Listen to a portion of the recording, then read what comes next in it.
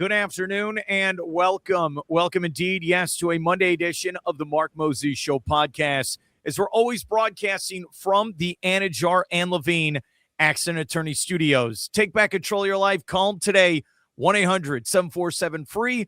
That's 1-800-747-3733. Yes, it's Anidjar and Levine Accident Attorneys. Now, I feel like I have somewhat recovered from Saturday night. I'm still not sure. But we're going to talk some NFL playoffs, which continue, by the way, tonight with Texans and the Steelers. Joined by this fine gentleman there in Orlando, my good friend Kyle Nash, with multiple publications. Student of the Game, Duval Dive Podcast, also Black and Gold Banneret. Dude, how you doing today? First of all, look at you going down the list and nailing all the things. Listen, good job. Second, this is proof that health doesn't care how much you weigh. You could still have heart problems if you're watching the Bears.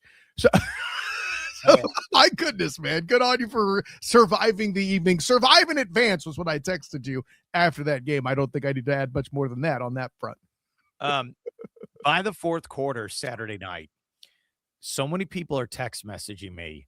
I had to put the phone down. And I'm all in, right? I'm all in. And so much emotion. I mean, it's one of those things where this is why you sign up for sports. This is why you love sports, because maybe there's that sliver of hope, because there's so much heartache when you root for a team. They always disappoint. You're just wishing and begging, please, God, give me, it's the Dr. Evil, throw me a bone. Yeah, that's what it was like. So if you want to just keep asking me questions, I have no problem with that. Listen, all I can tell you, Mark Moses, what I learned this weekend is there are three things that the Pope, George Michael, and Bears fans all have in common. And that's, you've got to have faith. That's all there is to it, folks. Here's what it is. All right. And this is going to be into a deep conversation here with Kyle Nash. Mm-hmm. The Bears were mentally prepared over the last 2 months with all these wacky games coming from behind. They were prepared to be in that scenario. They were. Mm-hmm. Kind of when I saw the game yesterday with Jacksonville, they were in close games. But I just, down this stretch, I think the experience of Josh Allen took over. He knew what to do. And look, Trevor Lawrence played great at times in this football game. But I think the experience, that's why I'm just it's one thing to be in a regular season game, but the playoffs hit you like a ton of bricks. Everything gets heightened. All the pressure takes over. We saw it Carolina Rams, Bears, Packers. We saw it in the Bills, Jaguars game. Just overall, before we get to wins, losses, do you feel like that the playoffs takes it to another level where you got to be ready? Oh, 100%. And listen, this is what makes what Caleb Williams did so special. That young, to be able to drag that group back over to great cheese by the end of the game. Listen, I know that the Coach of the Year award is supposed to be a regular season award, but if Ben Johnson isn't at least in the conversation, this outing that we saw this past weekend is going to have people asking why he wasn't in the conversation, which, I mean, you and I obviously have him there. I include myself as the non-Bears homer in this conversation, but clearly Caleb Williams having probably the single best passing performance in Bears history. Yes, even more than Sid Luckman, and Ben Johnson helping him get there after things being rough, right? The headlines we had in the preseason of, oh my gosh, are they going to move off of Caleb Williams because he and Ben Johnson aren't getting along? Man, listen, Trevor Lawrence and Liam Cohen allegedly weren't getting along either, and they made it to the dang playoffs, right? It's a whole thing that shows development throughout a season, and it's got to make you feel good if you're a fan of the Bears franchise right now. All right, I want to get this off my chest. This is where I turn into NFL films where I'll be the narrator. Because I've been around this. This is my life. This is all I know is Bears Packers. But I'll put it this way. My mother was pregnant with me going to games with my father. So my whole life it's like, this is it. I have teams I root for, but that team is part of my family. We season ticket, all these games. And I remember going as a kid, teenager. I've lived in 5 different states, and I always have all these different stories where I remember I was in this bar in Iowa when we made the comeback against Arizona, right? Like, I remember that. I was in Virginia when Cutler gets injured against the Packers and Aaron Rodgers beats us to go to the Super Bowl. Like, Caleb Haney, right? Yeah, Caleb Haney was the third string guy that had come in. And like, I have all these different, I remember the double doink. I was with my parents in Port St. Lucie. And I remember my dad afterwards was like, well, at least we sold the tickets. Like, I always remember him saying that. Like, at least we didn't go to the game. I always remember that. So it's one of those like NFL film moments where the last 30 years or so, the best quarterback on the field has been in the green and gold jersey. The Brett Favre and Aaron Rodgers, the best quarterback. And now maybe there's this thought, and I know it's early, it's only been 2 years. Maybe there's a thought, maybe the next superstar quarterback isn't in the green and gold. Maybe he's in the navy blue and orange. That's what kind of gives me chills. Maybe, and especially coming after we botched where we could have had Patrick Mahomes, or as you call him, yes, the full name. We'll get on Mahomes the second, right? Maybe there's a chance here they have the quarterback now. There's that NFL films about Tom Brady, Kyle, where they talk about the how all these different quarterbacks were taken before Tom Brady. I know you've seen this NFL films. Absolutely. And they talk about this first ever game with Tom Brady. They're there at the Hall of Fame game in Canton, and the Niners, the team you grew up rooting for, maybe they have the next Joe Montana. And I remember the narrator, I've seen this like 50 times. They go, no, the next Joe Montana is with the New England Patriots. No one knew it at the time. It was Tom Brady. And there's that thought process after Saturday night. Hey, maybe the next great quarterback's going to finally play for the Bears. It's too much for my brain to even comprehend. I had the Jordan Bulls 6 titles. I've seen the Cubs, the White Sox. I saw the Blackhawks win 3 Cubs. The only thing that's missing from my life is this. I don't ask for much. I don't know if the world's burning to the ground right now, but maybe the Bears could be good. I mean, you're not wrong. And by the way, fun fact, Thomas Edward Patrick Bieber Brady, a Niners fan himself growing up, but your John Elway take looking smarter than ever before when it comes to Caleb Williams. I will give you credit. I told you this last week. I'll say it again. 5 minutes ago. Welcome to this meat grinder. You're in this UFC cage with us. And it's funny, like moving forward, and we're going to get to your picks. It's like, everyone's like, oh, the Rams, they got Puka, they got Devontae Adams, they got Stafford, who's probably going to win MVP. Oh, your Niners, all right, they got, great wide receivers. They got their MVP running back, all these things. I think the Bears have the best offense in the NFL right now. I'm not kidding around. We have so many weapons, and I know this is Homer talk. We might have the next Travis Kelce as a tight end as well. Colston Loveland is a problem for any defense. Look, you could tell I'm not even a journalist anymore. Forget it. I'm a Homer. Here's where I'll give you a little credibility. I'm not ready for the Kelce crowning thing. I don't know even that the Bears are the best offense, but what I will tell you is regardless of situation, I think the most versatile offense is the Bears, right? Because if you come at John Matthew Stafford, he ain't escaping. What are you talking about? But Caleb Williams and that ability to do John Elway-like things is what makes this. Maybe they're not the best offense, but at any particular down, they're the most dangerous. And that's where I'll meet you, Mark Moses. I don't think that's a stretch. I texted you this morning, Kyle. Let's just start the game in the third quarter. Don't even play first half. Just start 21 and let them go. It's more efficient. Yeah, because could you imagine? Because I know you saw the game as well. The whole country saw it. The first half, the Bears are moving the ball. They're moving up and down the field. They can't score, right? They keep screwing up on 4th down. Imagine if they played 4 quarters of football. What would happen exactly? Like, what is the potential? 40 points a game? That's how scary this is. Dude, I'm so excited. Only people that can trump me are those Indiana fans because they've been bad for 100 years. I've been bad for 30 years. 100 years of football, and they're going to kick the crap out of the Miami Hurricanes. I can't, dude. All right, here's what happened. I'm sorry, I'm cutting you off. You're good. Okay. The game ends. I've been screaming for 3 straight hours. And then I said, you know what? I'm breaking out the champagne. And then I said, we're breaking out the Jack Daniels. I don't give a damn anymore. I'm not driving. I'm staying here. So it was like I'm up till 2:00 in the morning. We're watching every post game. Then I go to bed. I get up at 6 a.m. because that's what I usually do. Get up at like 6 a.m. I'm watching more post game till like about kickoff of the Jaguars game. I guess, when else is this going to happen? Ever? We haven't beat them in the playoffs since 1941. So what are you going to do? Listen, all of that. And then, hey, listen, the dancing and celebrating you're doing is way better than the Super Bowl shuffle video, okay? So at the end of the day, I need some of that Jack Daniels watching that music video. But all that to say, the fact that this is an offense-based thing that's happening with your monsters is fantastic. All right. What'd you think of the 4th down throw? The one to Roma Dunze, where you're supposed to be this way.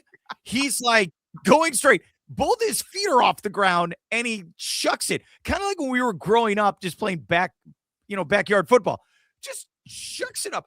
Dunze's not even open.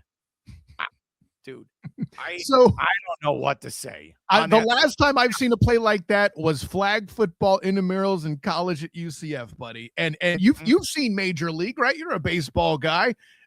There's a part where Willie Mays Hayes makes a basket catch in the movie toward the beginning in the center field. Nice catch, Hayes. Don't ever do it again. Nice throw. Don't ever do it again. That was 4th down. It's a 4th down throw. And my brain in the moment is like, okay, all right, well, we got it. Let's keep going. Like, what else do you do at that point? I told you this a couple weeks ago where when they played San Francisco and the whole country saw that.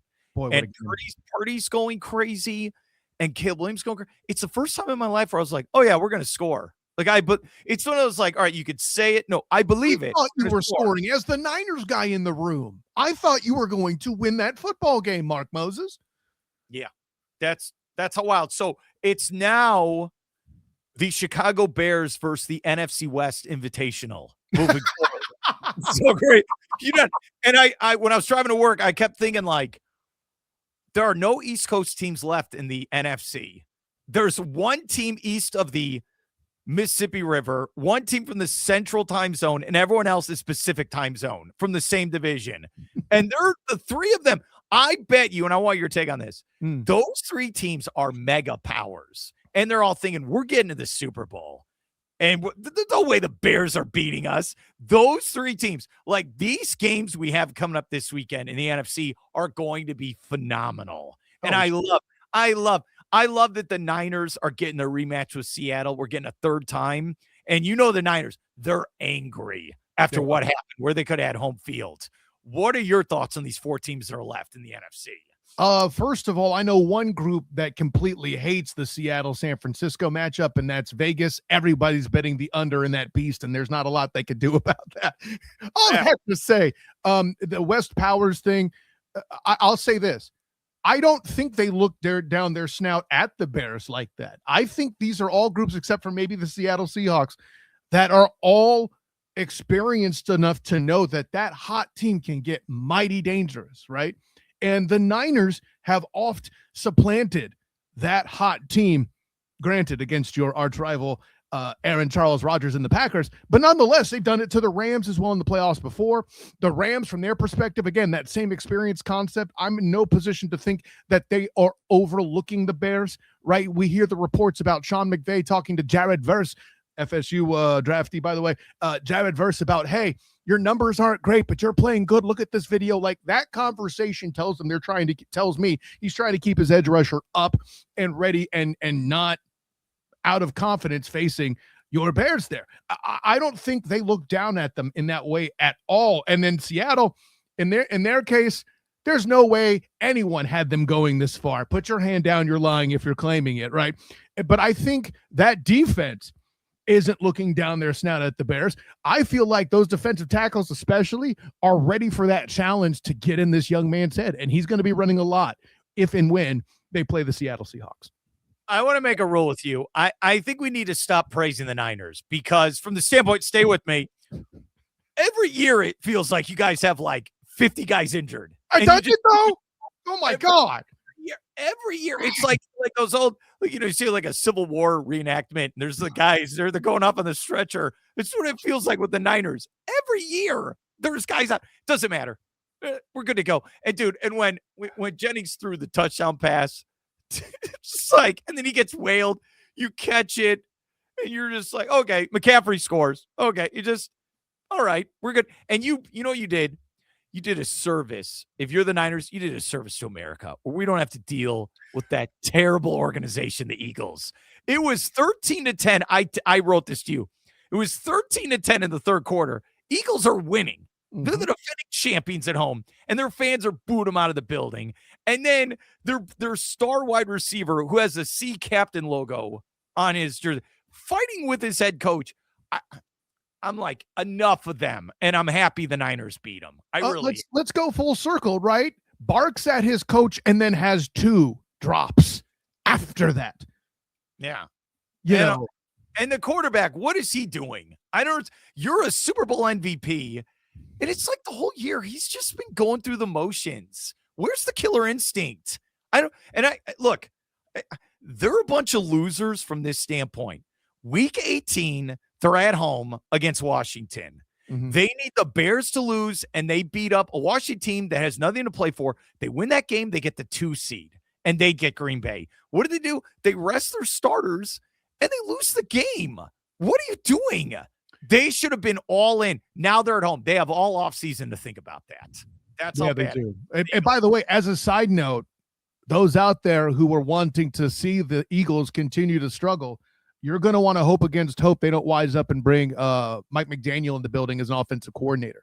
Because if they're right that Kevin Patullo was the problem as the offensive coordinator throughout the year, and they replace him with a football mind like that, the Eagles will be a threat again with that defense. But yeah, listen, as the Niners guy in the room, the fact that I saw 13-10 at halftime as I wrapped up post game for the Duval Dive, I was playing with house money in my mind, and I'm texting my Eagles buddies, listen, the Niners are in this game, but I don't think they're going to win. And then the Niners end up doing what they're doing, Brock Purdy doing what apparently is now Brock Purdy things. And I text them back, wow, that must have been humiliating. ... Yeah. The Niners defense is legit. They shut down that Eagles offense. I'll say the Eagles did their part to help, because there is no world where if you're expecting to be a repeat Super Bowl champion, you should be able to overcome a defense that is missing its 2 top players in Fred Warner and Bosa. The fact that you couldn't finish that job is proof of the failure that you describe. I'm not putting as much of it on Jalen Hurts as others are, but when you're not coaching Jalen well, he hurts you. See what I did there, Mark? So, but yeah, I don't feel like it's one of those where the offensive line is still good, just not what it was.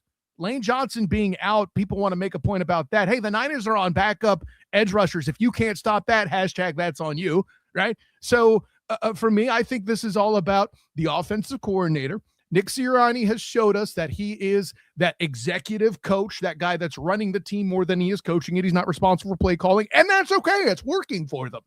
But they need a new OC. If that's where the issue is, they need a new OC to fix it, simply put. Brock Purdy is legit. He is that went. And look, this guy was in the overtime of the Super Bowl and should have won, right? He did everything he had to do. He's won, is it 5 playoff games now? So, and then 4 of them are a come from behind. And look, dude, that guy, you look at him, he don't look like much, but dude, that guy is a stone cold killer, and he makes plays. That's what it is. He doesn't get flustered.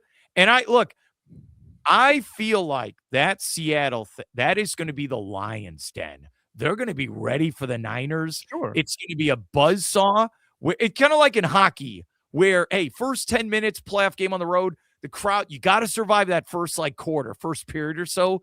The Niners are built to handle that hostile environment and be in that game for 4 quarters. I'll tell you, though, it's tough when they have a defense like that and you're a blanket and star players not in the game. And listen, Kyle Juszczyk maybe can fool some people and do some stuff.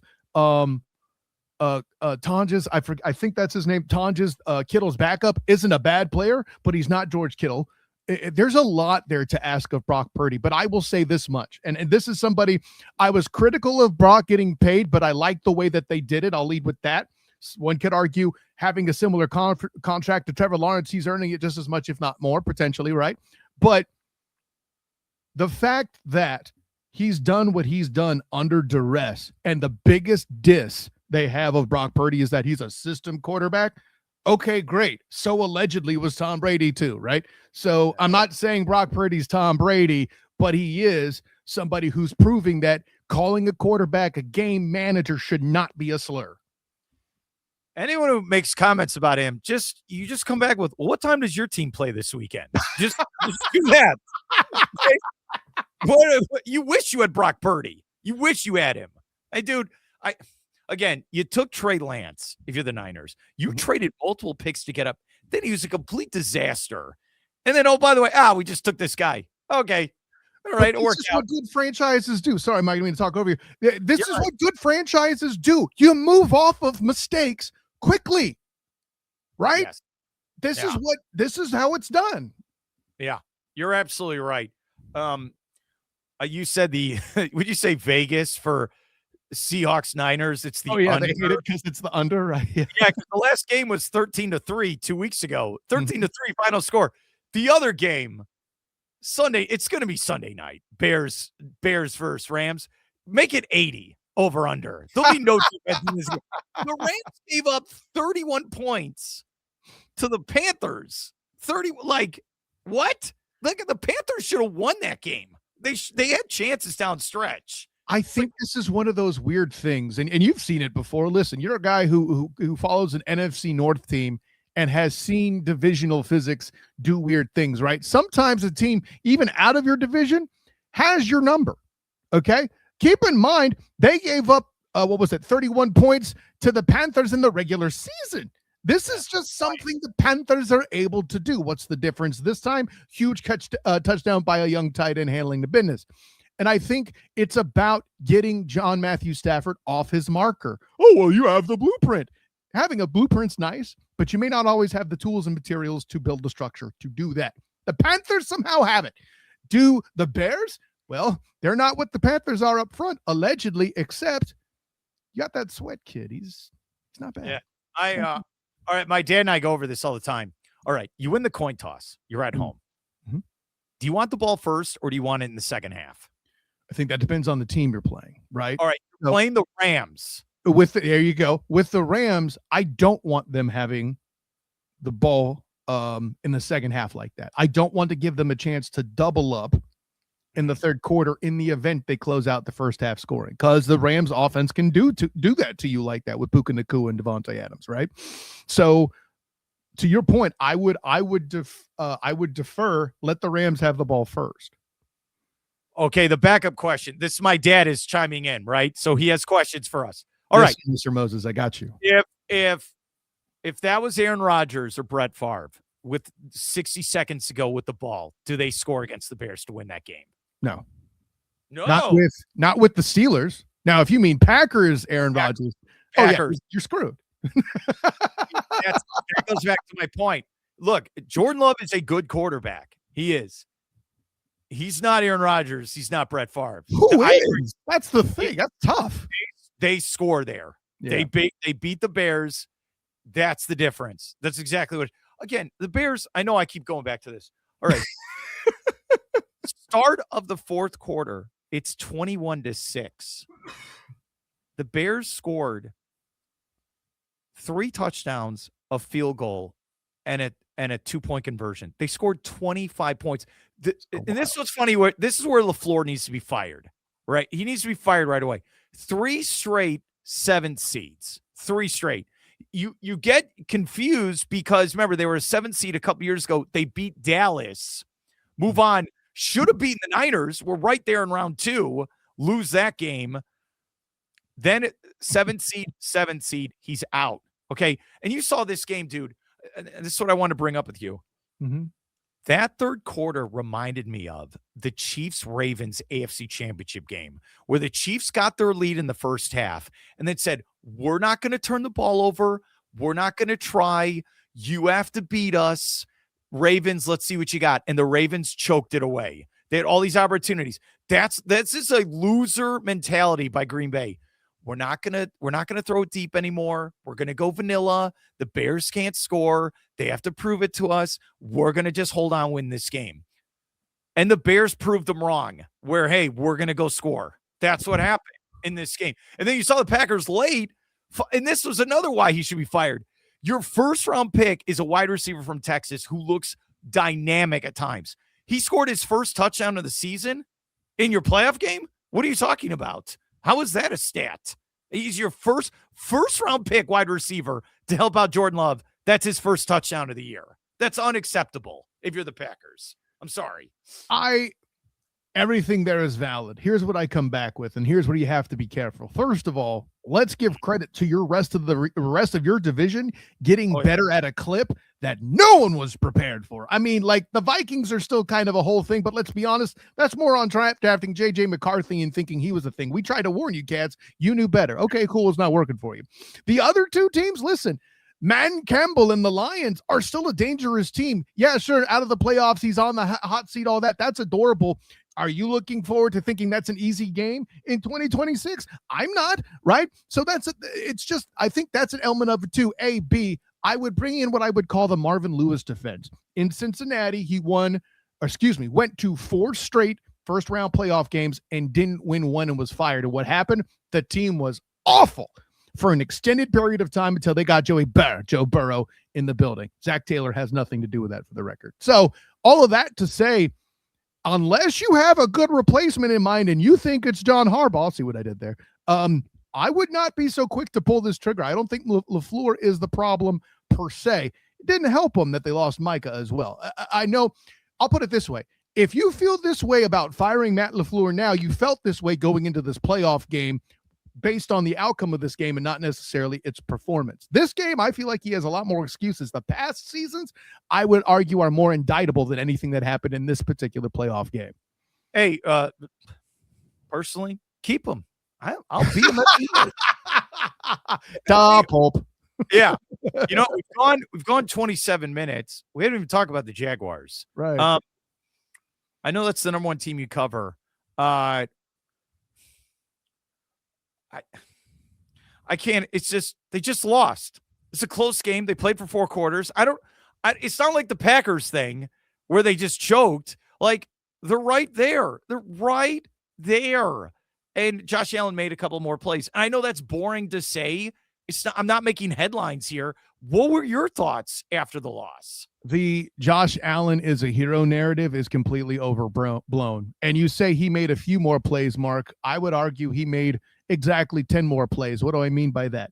And I'm going to get it really boring, but I'm going to land the plane, right? 28 to 35 is completions, okay? That's an 80% completion rate. What Josh Allen did, and if you want a full and complete explanation of it, check out the Duval Dive. My personal champion and co-host Travis D. Holmes break this down brilliantly. But he's hitting checkdowns where normally he's super aggressive. Josh Allen in that game in Everbank Stadium played a game that's really similar actually to how Trevor Lawrence was successful leading up to this, right?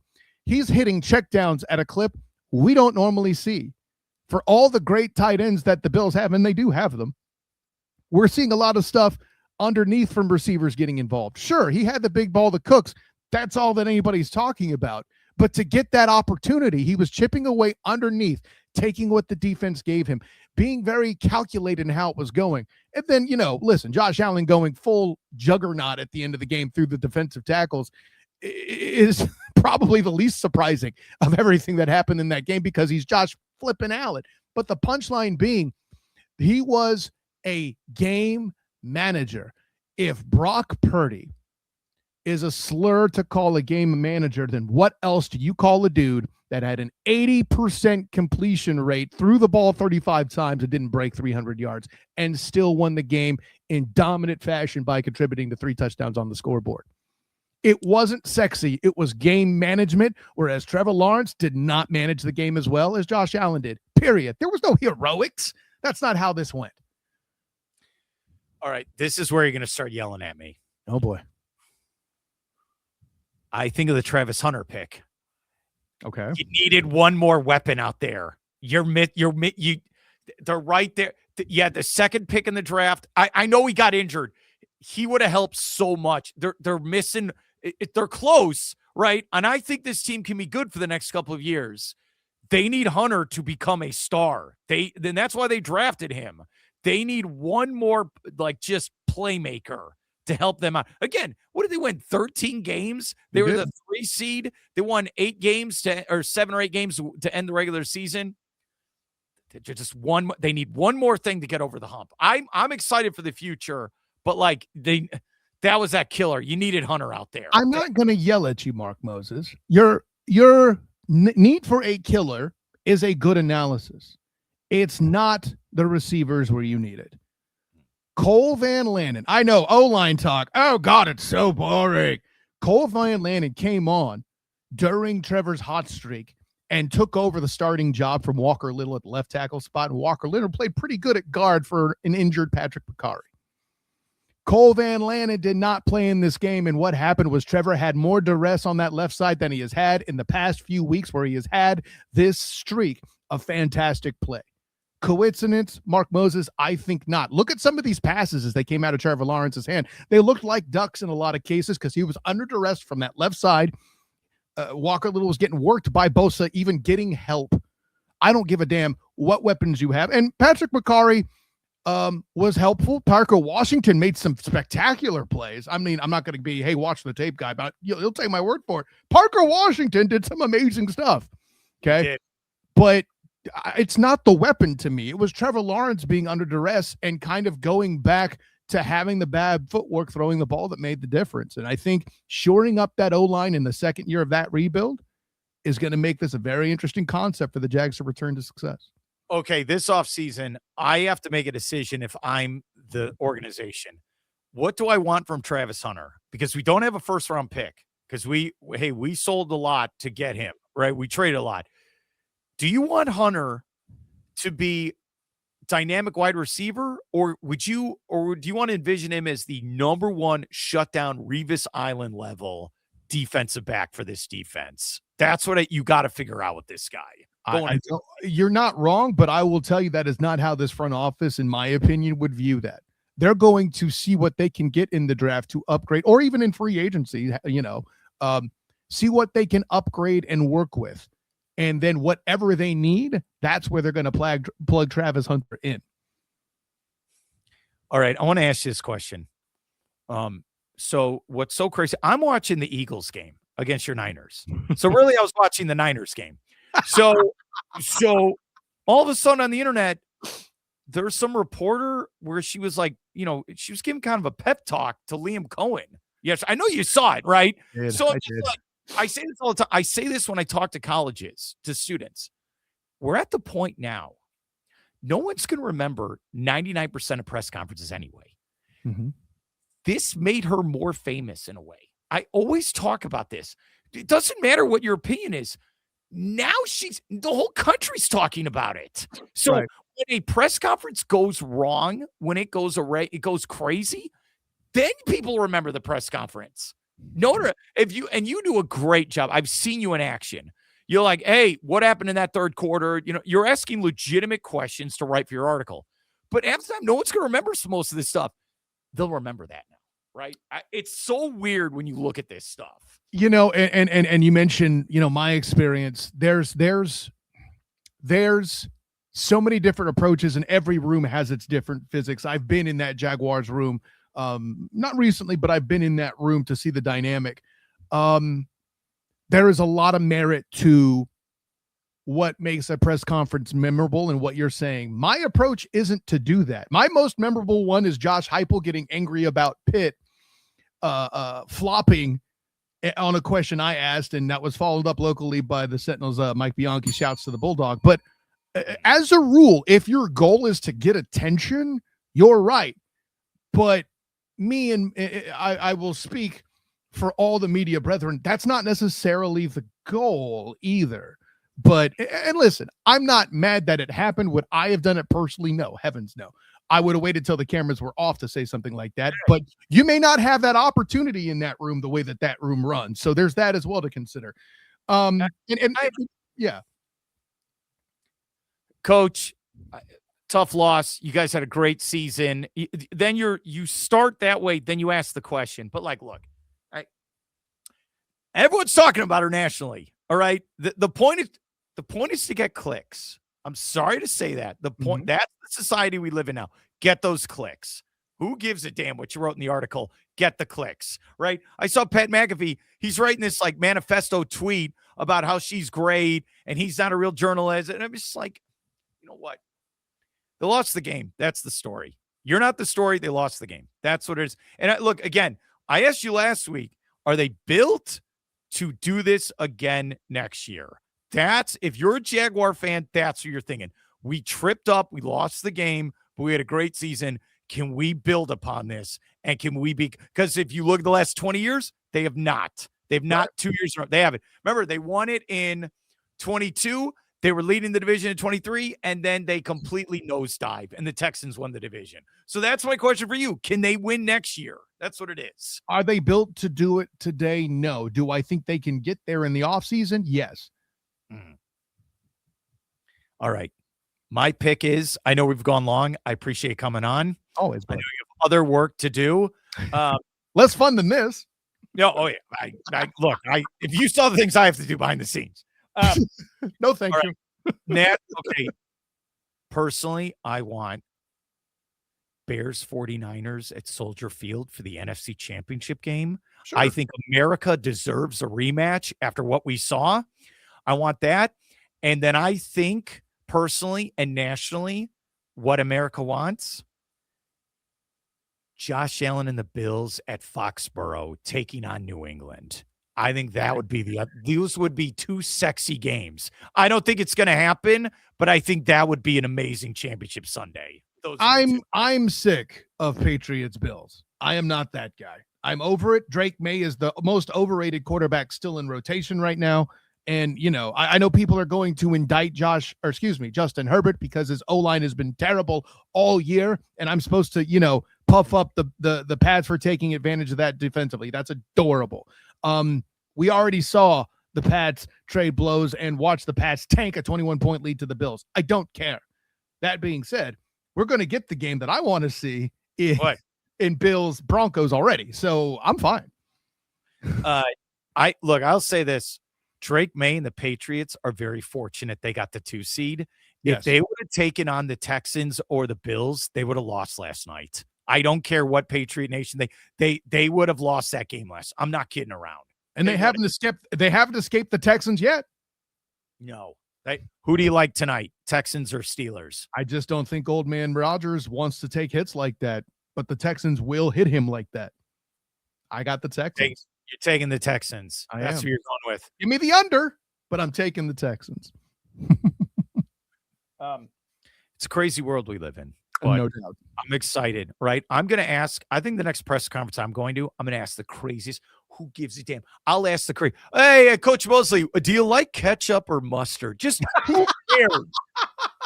Okay. Kyle Nash, thanks for your help. Have a great day, buddy. Honor, joy, and privilege, Mark Moses. Till next time, class dismissed.